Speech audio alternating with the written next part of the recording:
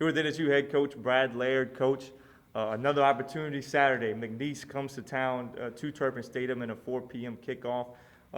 It feels like these players, as disappointed as they are, really understand that after not playing for so long, that every opportunity is so precious. Is that the feeling that you're getting from this team? Is that it's not hard to bounce back because they know that football isn't guaranteed?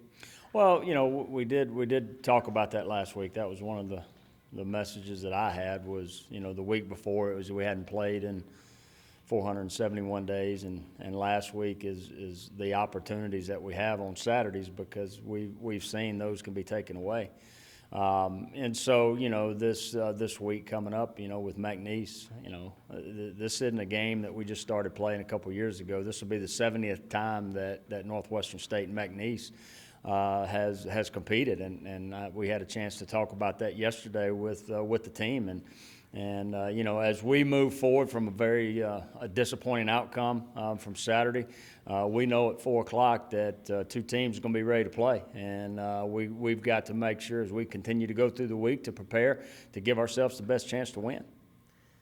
And obviously the first 2 games, 2 ranked teams, close, disappointing losses. But if you can take a step back and 10 points combined in these 2 games, what's the confidence that this team can take forward that, we're a pretty good team too?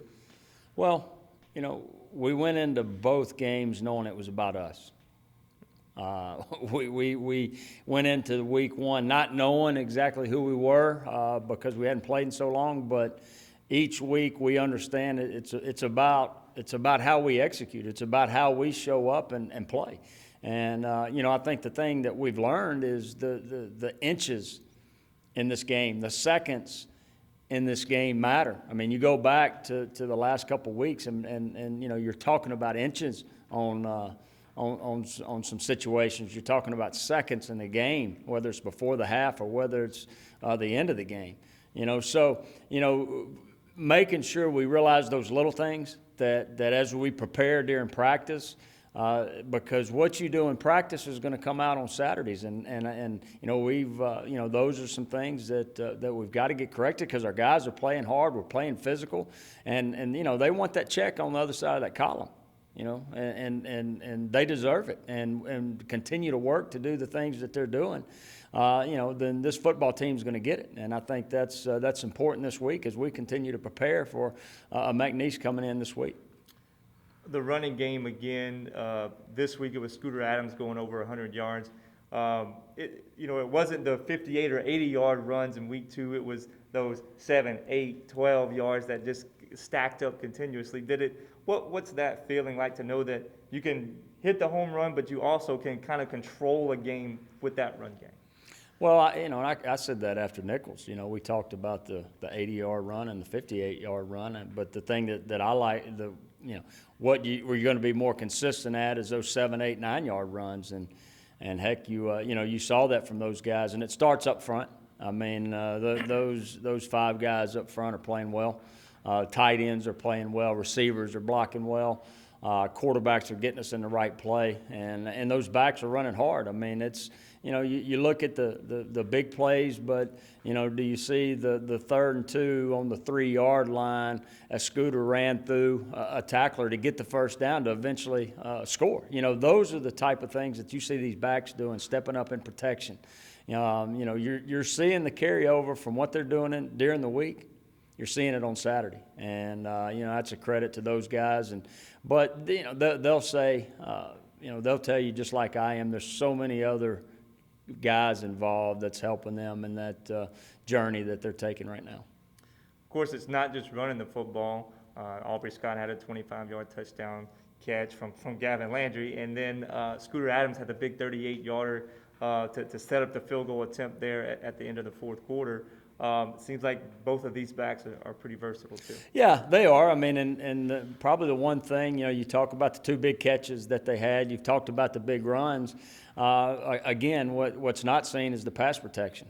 You know, them guys will step up and go nose to nose with anybody. It doesn't matter who it is. And you know, that's when you talk about an all-around back that's doing everything for the team. You know, the stats, the touchdowns, the big plays, they're going to happen, but it's those little things that's going to make this football team continue to improve and get better as we move forward. The passing game had more explosive plays in week 2 than week 1, especially the first half catch by Jacob Logan. It kind of in double coverage. You know, what improvements did you see from week 1 to week 2 in this passing game?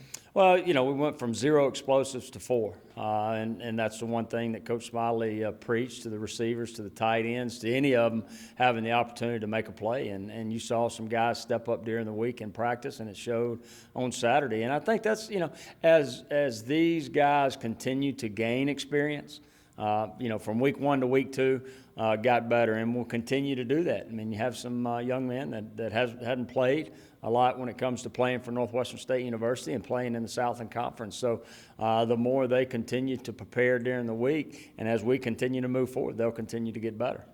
You talked about evaluating that film from week 1, and the film looked like what you thought when you saw it live. What was your takeaways this week in that same respect? Missed opportunities. You know, in all 3 phases. You know, it's easy to look at one aspect of the game because that's what everybody sees. But when you go back and you look at the 60 minutes, we did some great things in all 3 phases. I mean, offensively, defensively, special teams, we had positions that did a lot of great things.